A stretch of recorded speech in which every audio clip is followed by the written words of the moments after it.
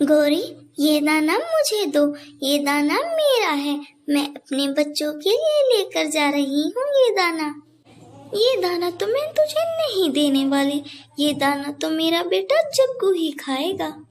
ऐसा कहकर गौरी कभी चिड़िया का दाना उठाकर वहाँ से भाग जाती है। चिड़िया वहाँ से निराश होकर उड़ती है। चिड़िया पूरा जंगल घूमती है, लेकिन उसे कहीं दाना नहीं मिलता। फिर वो निराश होकर एक पेड़ के नीचे बैठ जाती है। चिड़िया बैठी ही हुई थी कि उसकी नजर एक मटके के ऊपर जाती है। चिड़िया उस मटके के पास जाती है। मैं अपनी बेटी के लिए आज खाना तो न ढूंढ सकी, मैं ये मटका ही घर ले जाती हूँ। चिड़िया वो मटका उठाकर घर ले जाती है। मम्मा, ये मटका तो बहुत सुंदर है, ये आपको कहाँ से मिला? गुड़िया बेटा, मैं दाना ढूंढते ढूंढते घने जंगलों में चली गई थी, वहीं मुझे ये एक पेड़ के नीचे पड़ा मिला और मैं उसे उठाकर घर ले आई। गुड़िया बेटा, मैं आज आपके लिए खाना नहीं ला सकी, जो मिला उन जालिम कौवों ने छीन लिया। मम्मा, कोई बात नहीं, मैं कल खाना खा लूंगी, आप मेरी चिंता ना करें। ऐसे ही रात हो जाती है। गुड़िया और गुड़िया की मम्मा दोनों सो जाती हैं। जैसे ही आधी रात होती है, उस मटके से आवाज आने लगती है। आधी रात हो गई, आधी रात हो गई, मैं ये स्वादिष्ट स्वादिष्ट भोजन किसे दूं? मम्मा चिड़िया और गुड़िया दोनों उठ जाती हैं। आधी रात हो गई, ये क्या बोल रहा है हमारा घड़ा? मम्मा, इसे खाने के लिए मीठे मीठे फल मांग लो, मुझे तो ये जादुई मटका लग रहा है। वो घड़ा फिर से बोलता है। मैं एक जादुई मटका हूँ, जब भी आधी रात होगी तो मैं तुम्हें खाने के लिए अलग अलग प्रकार की चीजें दूंगा, जो मांगोगी वही मिलेगा।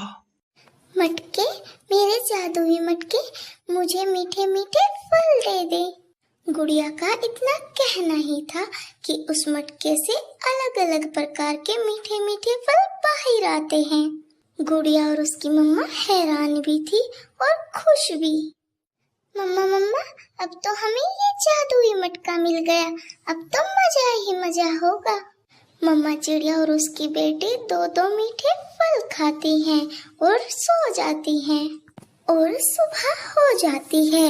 मम्मा चिड़िया बाकी के फल लेकर कबूतर के पास जाती है। कबूतर भाई, ये ले, आप ये मीठे फल रख ले। कबूतर बड़ी हैरानी से चिड़िया से पूछता है। चिड़िया, तुम इतने सारे मीठे फल कहाँ से लाई? ये सारे फल मुझे मेरे जादुई मटके ने दिए हैं। चिड़िया वो सारे फल देखकर वहाँ से चली जाती है। कबूतर आधे मीठे फल तोते को दे देता है। तोता अपना मीठा फल खा ही रहा था कि वहाँ गौरी कभी आ जाती है। तोते तोते, ये फल मुझे दे दो।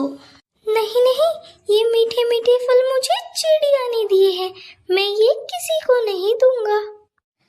फिर गौरी कभी उड़ती है और कबूतर के पास जाती है। कबूतर कबूतर, अपना मीठा फल मुझे दे दो। नहीं नहीं, मैंने पहले ही आधे फल मिट्ठू तोते को दे दिए, ये फल मुझे चिड़िया ने अपने जादुई मटके से लेकर दिए हैं, मैं ये किसी को नहीं दूंगा। जादुई मटके का सुनकर गौरी की आंखें खुली की खुली रह जाती हैं। गौरी अपने घर भागती है। कालू कालू, बहुत बुरा हुआ, चिड़िया को एक जादुई मटका मिला है, जो चिड़िया को मीठे मीठे फल और भोजन देता है। अगर ऐसी बात है तो मैं आज ही रात उस चिड़िया का वो जादुई मटका चुरा लूंगा। हो जाती है। गौरी और कालू चिड़िया के घर के बाहर छुपकर बैठ जाते हैं। मम्मा मम्मा, आज मेरा समोसे खाने का बहुत मन है, आज हम अपने मटके से समोसे मांगेंगे। मेरे जादुई मटके, आज हमें समोसे खाने हैं, आज हमें समोसे दे दो। चिड़िया का इतना कहते ही मटके से ढेर सारे समोसे बाहर आते हैं। गौरी और कालू तो ये सब कुछ आंखें फाड़ फाड़ कर देख रहे थे। चिड़िया और उसकी बेटी भी समोसे खाकर सो जाती हैं। जैसे ही वो सोती है, कालू कौवा उनका जादुई मटका चुरा लेता है और अपने घर ले जाता है। अभी कालू ने मटका लाकर रखा ही था कि गौरी से तो इंतजार नहीं होता और वो जादुई मटके से बोलती है, जादुई मटके जी, मुझे एक सुंदर सा सोने का हार दे दो।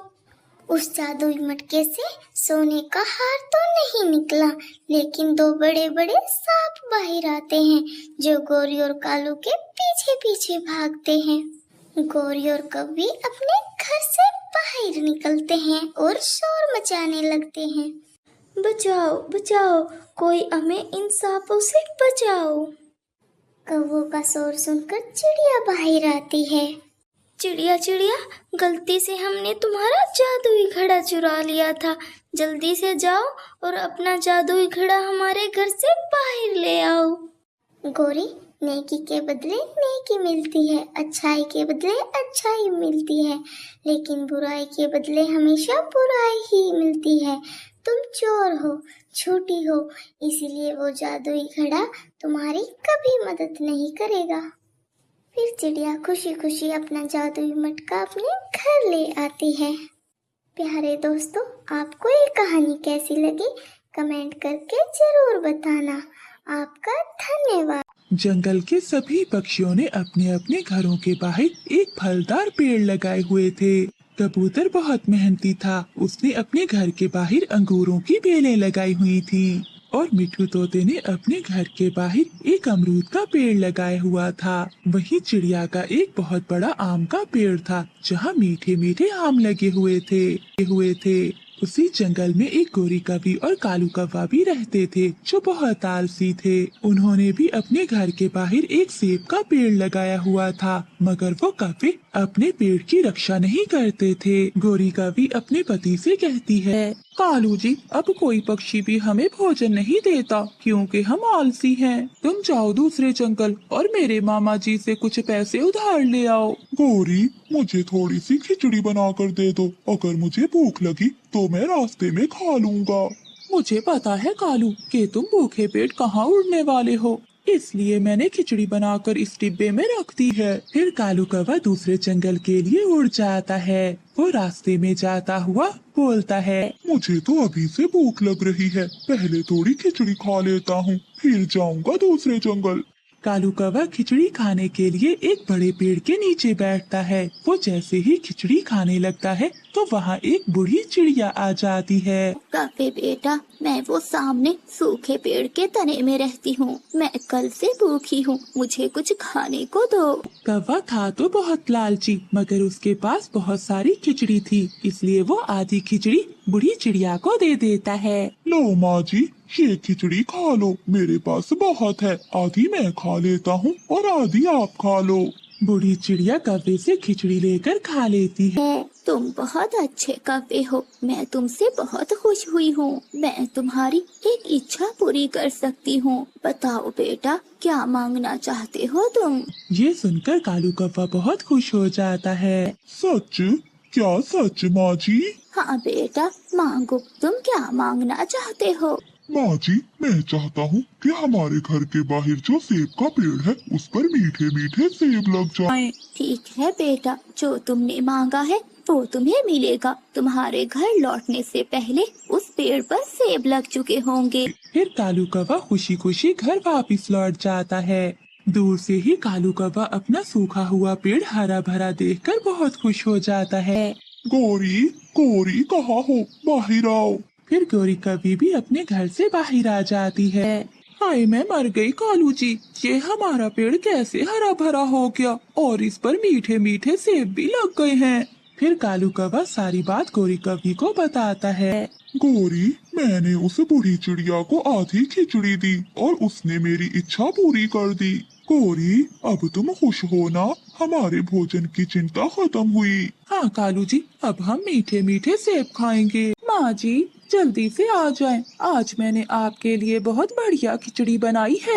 नहीं गोरी बेटी, आज मैं तुम्हारी कोई भी इच्छा पूरी नहीं कर सकती क्योंकि मेरी शक्तियाँ अब खत्म हो चुकी हैं। ये सुनकर गोरी कभी बहुत निराश हो जाती है। तुम ये खिचड़ी मुझे दे दो, मैं किसी गरीब पक्षी को ये दे दूंगी, और तुम मुझे दांत के दर्द की दवा ला दो।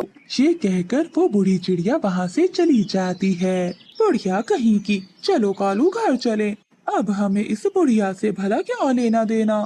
फिर वो कौवे बहुत गुस्से में घर चले जाते हैं, मगर जब वो घर वापस आते हैं तो उनका पेड़ सूख चुका था और उनका घर भी टूट चुका था।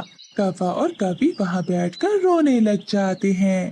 कालू कालू, बहुत बुरा हुआ, सब चला गया, जो आया था वो भी चला गया। फिर वो बूढ़ी फाख्ता वहाँ आ जाती है। तुम जैसे लालची पक्षियों का यही अंजाम होता है। ये कहते हुए वो बूढ़ी चिड़िया वहाँ से गायब हो जाती है। कौवा और कवि रोते रह जाते हैं। प्यारे दोस्ती से हमें सीख मिलती है कि कभी लालच ना करो, क्योंकि ज्यादा के लालच में थोड़े से भी हाथ धोना पड़ता है। आपका धन्यवाद। वो गोरी कवि अपने घोंसले में लेटी हुई थी। वो कालू कौवे से कहती है, पति जी एक बात कहूँ? कहो कहो गोरी, क्या बात है? कालू जी, ये घर बहुत पुराना है, क्या हो अगर वो बूढ़ी चिड़िया हमें एक नया घर दे दे? इसके लिए मुझे कल फिर से खिचड़ी लेकर जाना होगा। कालू जी, मैं भी आपके साथ जाऊंगी। अगले दिन वो ऐसा ही करते हैं। कालू की पत्नी खिचड़ी बनाती है और वो दोनों उसी बड़े पेड़ के नीचे चले जाते हैं। फिर कालू कौवा आवाज लगाता है, बूढ़ी माँ जी आए और खिचड़ी खा लें। कालू जी, क्या आएगी वो बूढ़ी माँ जी? वो सामने सूखे पेड़ के तने में रहती है वो माँ जी, वो मेरी बात सुनकर जरूर आए। वो बूढ़ी चिड़िया कालू की आवाज सुनकर बाहर आती है। कौवे बेटा, मुझे तो आज भूख नहीं है। माँ जी, आप खाकर तो देखें, मैंने आज देसी घी वाली खिचड़ी बनाई है। फिर कवि के कहने पर वो बूढ़ी चिड़िया खिचड़ी खा लेती है। बोल बूढ़ी माँ जी, अब बोल भी।